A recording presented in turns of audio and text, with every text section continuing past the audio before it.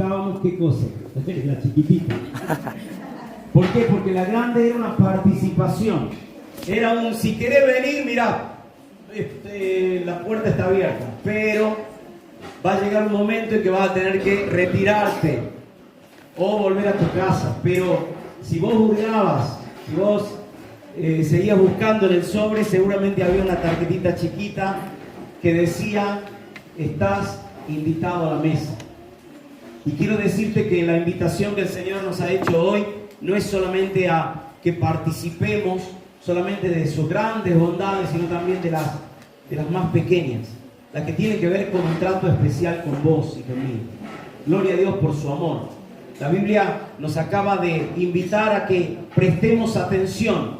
Dice la Biblia allí en 1 Juan capítulo 3, versículo 1, miren, presten atención, no se lo pierdan, no se duerman, no se distraigan. Miren cuán gran amor nos ha dado el Padre para que seamos llamados hijos de Dios.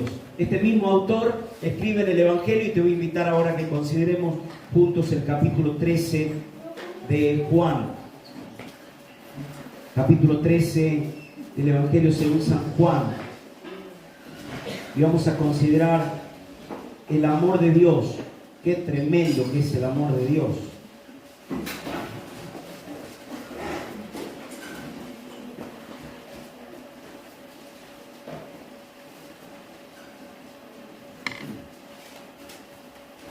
Y voy a ir leyendo algunos versículos y quiero que, si podés, me sigas en la lectura, porque vamos a ver tres aspectos del amor. Amor que nos hace tener un mismo sentir en Cristo. Y dice el versículo 1, antes de la fiesta de la Pascua, Jesús sabía que su hora había llegado para pasar de ese mundo y volver al Padre. A los suyos que estaban en el mundo los había amado siempre y los amó hasta el fin. En primer lugar, yo quiero hablarte de la excelencia del amor. Fíjese qué interesante.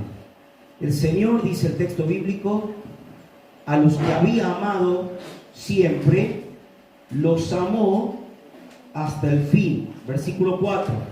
Se levantó de la cena, se quitó su manto y tomando una toalla, se la sujetó a la cintura y luego puso agua en un recipiente y comenzó a lavar los pies de los discípulos,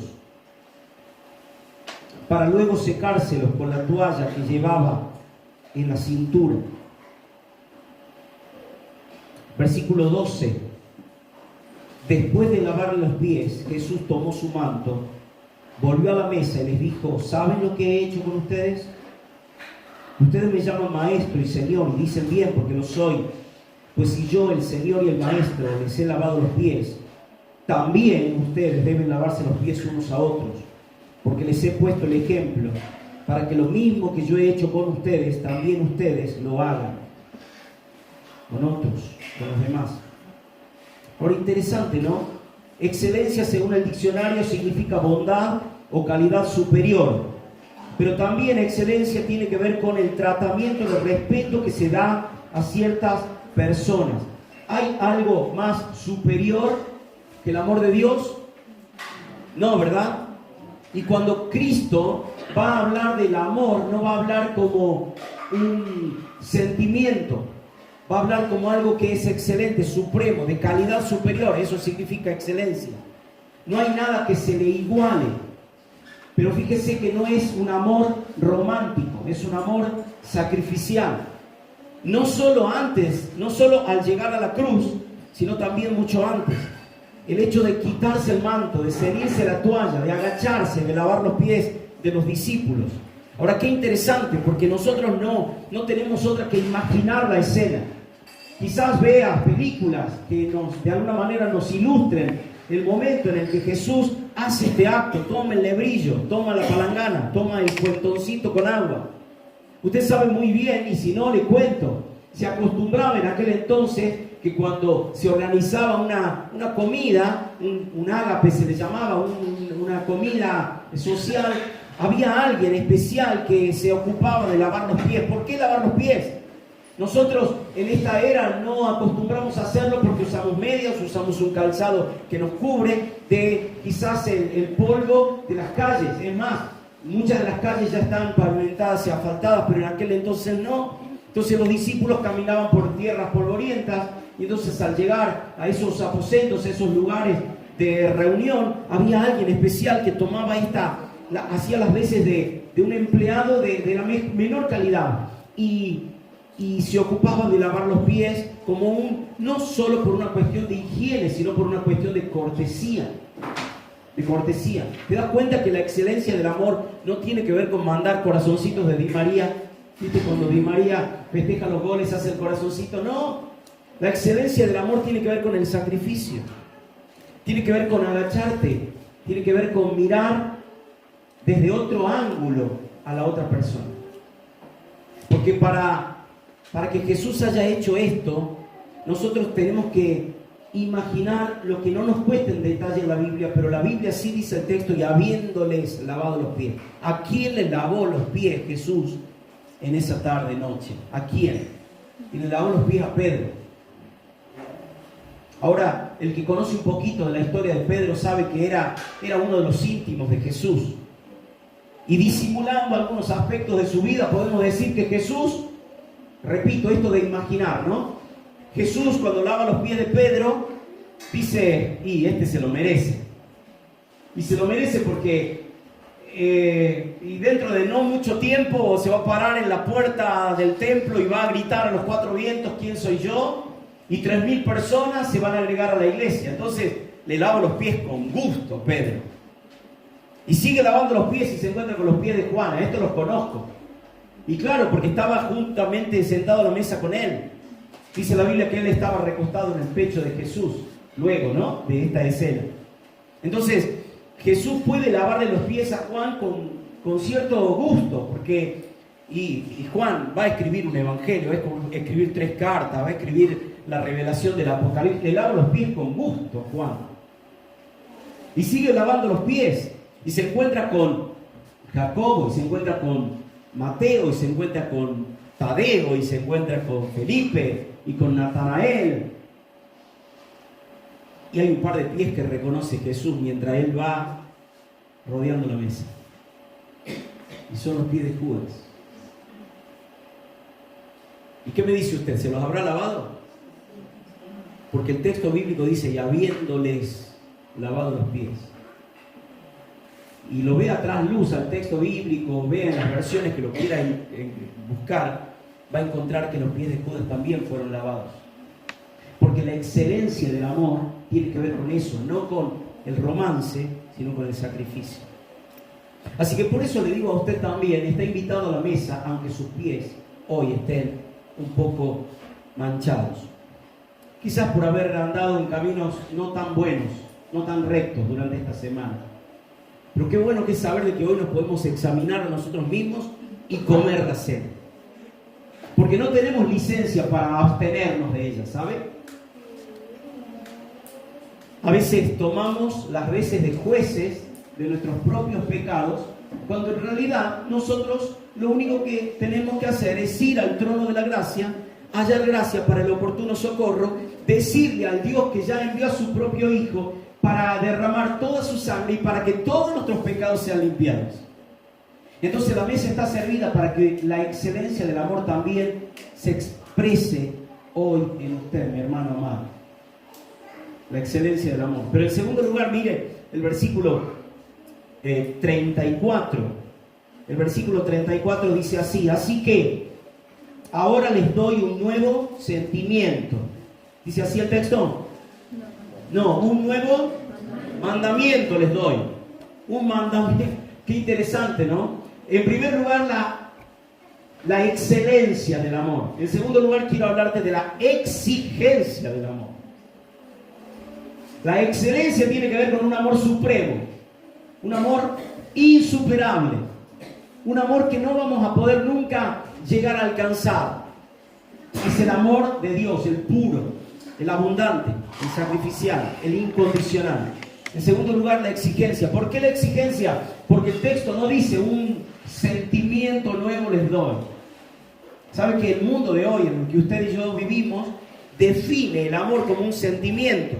Tanto es así que en una relación afectiva entre dos personas que en algún momento se juraron amor eterno, entre comillas, cuando van cuando entran en los conflictos, dice, bueno, yo ya no siento lo mismo que sentía antes.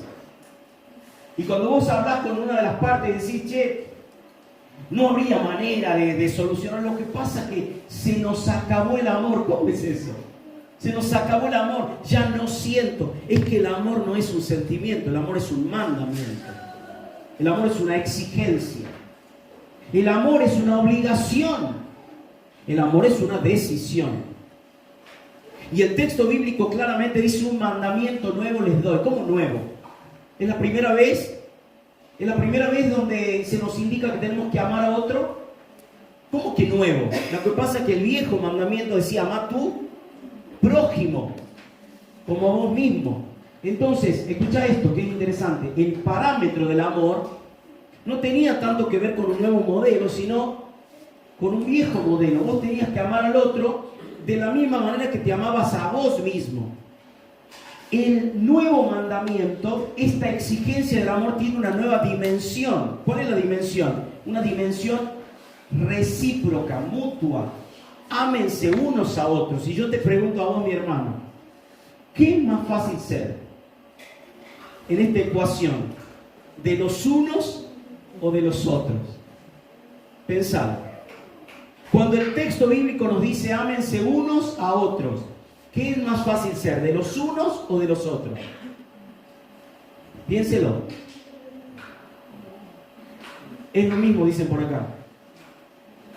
A ver, si por ejemplo, usted sabe que alrededor de 60 veces figura la frase unos a otros en la Biblia. ¿Lo sabía? Bueno, le cuento, va a tener que ahora googlearlo o buscar una concordancia. Unos a otros o unos por otros figura alrededor de 60 veces en toda la Biblia. Ahora, si yo le digo, por ejemplo, salúdense unos a otros, ¿qué es más fácil? ¿Ser de los unos o de los otros? Perdónense unos a otros, ¿qué es más fácil? ¿Ser de los unos o de los otros? Más fácil. Yo sé que es mutuo, pero ¿qué es más fácil? Yo se lo voy a decir. Abro mi corazón. Es mucho más fácil ser de los otros. Prefiero que uno me salude, que uno me sirva, que el otro me perdone. Pero cuando yo tengo que tomar la iniciativa, cuando yo tengo que tomar la responsabilidad, no es fácil. Por eso es que el amor, este nuevo mandamiento, tiene una nueva dimensión. Y en algunos momentos seremos de los unos y en algunos otros momentos seremos de los otros. Pero permanentemente tenemos que ser de los unos y de los otros. Hermanos, ¿saben qué es interesante? Que no hay opción. Que no hay opción. Un mandamiento, no una nueva sugerencia les doy. Che, si quieren. Y la mesa del Señor, la mesa de la comunión, nos invita no solo a poner nuestra fe y nuestro enfoque en Cristo, sino también a poner nuestro enfoque en nuestros hermanos. Por eso anoche decíamos, no puedo yo presentar mi ofrenda al altar si tengo algo que me hace ruido aquí adentro, o me enteré de que al otro le está haciendo ruido. En primer lugar, la excelencia es Cristo, el amor de Cristo es supremo, es de calidad superior, eso significa excelencia, pero también la exigencia del amor. En tercer lugar, y para terminar, mire el versículo 35. Versículo 35 dice así: el amor que tengan unos por otros será la prueba ante el mundo de que son mis discípulos. Mire cómo lo dice en Reina Valera: en esto conocerán todos que son mis discípulos, si tuvieres amor los unos a los otros. En esto conocerán la prueba. En tercer lugar, quiero hablarte de la evidencia del amor. Excelencia, exigencia, la evidencia. ¿Qué es algo evidente? A ver, díganme ustedes. ¿Cómo? Que se puede ver, que se puede ver. ¿A quién le gustan las plantas? Levante la mano. Las plantas, bien, que Dios los bendiga, que Dios los bendiga. Siempre quise decir eso como los predicadores que hacen el llamado, que Dios te bendiga. Vi tu mano, puede pasar adelante. Qué bárbaro. Qué lindo se siente. Bueno, a aquellos que les gustan las plantas, ustedes sabrían distinguir entre diferentes tipos de cítricos. Bueno, yo les cuento, no tengo idea. Entonces, si a mí me presentan un limón, una naranja, una mandarina, una lima, etcétera, etcétera, etcétera, yo no tengo idea cuál es cuál. Olfateo un poquito y digo, este es un cítrico. Pero necesito la evidencia, ¿sabes? ¿Y cuál es la evidencia? Es el fruto. Entonces, mire qué interesante lo que dice la Biblia aquí. No van a conocer los del mundo que vos sos un discípulo de Jesús por los campamentos que organizás, por los folletos que repartís, por las canciones que cantás, por la versión de la Biblia que usás, por las reuniones a las que asistís. Te das cuenta que la evidencia, según el texto, no estoy no estoy infiriendo algo, no estoy inyectando una interpretación propia. No, el texto mismo dice, en esto conocerán todos que son mis discípulos. O sea, la evidencia, la prueba, el fruto de que son mis discípulos, de que son hijos de Dios, es que se amen unos a otros. Mire, yo no sé si usted anda por las rutas, pero por lo general te toma un control policial, y entonces cuando el control policial te pide la documentación, ¿qué te pide? A ver, ayúdame. ¿Que el carnet? No entendí nada. Bueno, vamos a pensar que te piden el carnet de conducir o la licencia de conducir, te piden la licencia que acredita que el vehículo está en orden para la tarjeta, lo que se conoce como la tarjeta verde. Muy bien. Algunos te piden el seguro, algunos te piden la BTV y algunos hasta quieren acreditar si ese que maneja sos vos, ¿no? Porque la fisonomía ha ido cambiando. Por ejemplo, yo cuando me saqué el carnet me di 1,80 m y era... tan falso era que en la fotito aparecía.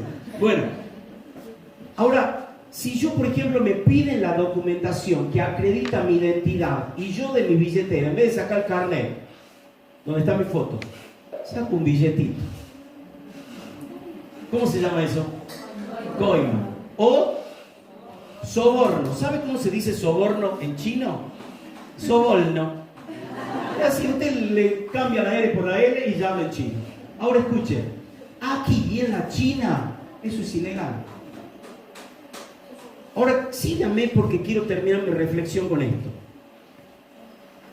Cuando el mundo, según el texto, el mundo quiere ver si somos verdaderos hijos de Dios, y yo en vez de acreditar o certificar mi identidad como discípulo a través del verdadero fruto, la evidencia, que es ¿cuál?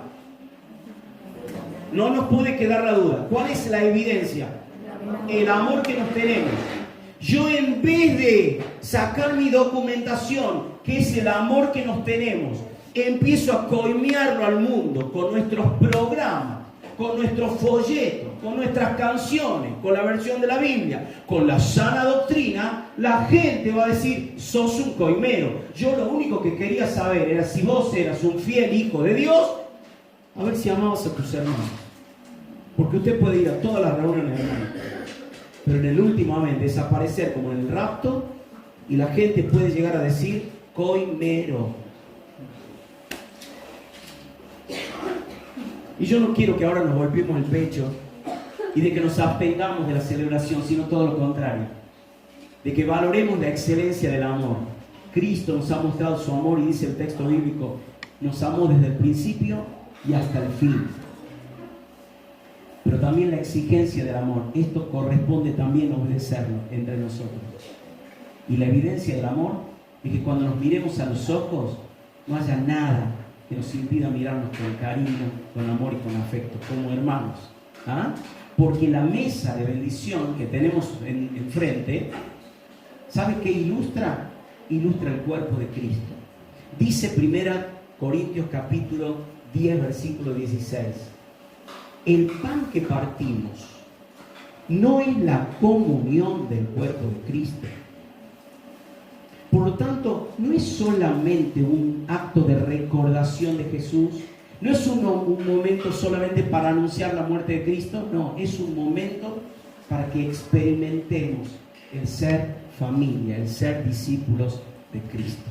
Amén. Amén. Oramos al Señor. Padre del cielo, gracias porque nos has invitado a la mesa. Gracias, Señor, porque la tarjeta está pagada. Gracias porque no fue gratis para ti, sí fue gratis para nosotros. Gracias porque fue costosa y pagada por la sangre de Cristo Jesús, el Cordero al que le hemos cantado esta mañana. Señor, al comer del pan y al beber el vino, hacemos memoria de Jesús, anunciamos su muerte hasta que Él venga. También ratificamos y confirmamos el pacto a través de la sangre o del vino.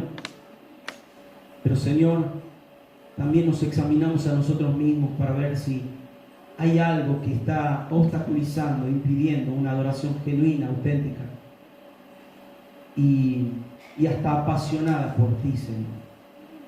Señor, si entre nosotros hay algo que solucionar o arreglar, ayúdanos a hacerlo cuanto antes. No queremos comer y beber juicio para nosotros mismos. Queremos tomar conciencia del significado que tiene el cuerpo de Cristo. No solo el cuerpo representado en el pan, sino el cuerpo espiritual que es la iglesia del Señor, para que con un mismo sentir podamos adorarte, con un mismo sentir podamos compartir como hermanos en esta celebración. Te lo decimos en el nombre del Señor Jesús. Amén y amén. Muchas gracias.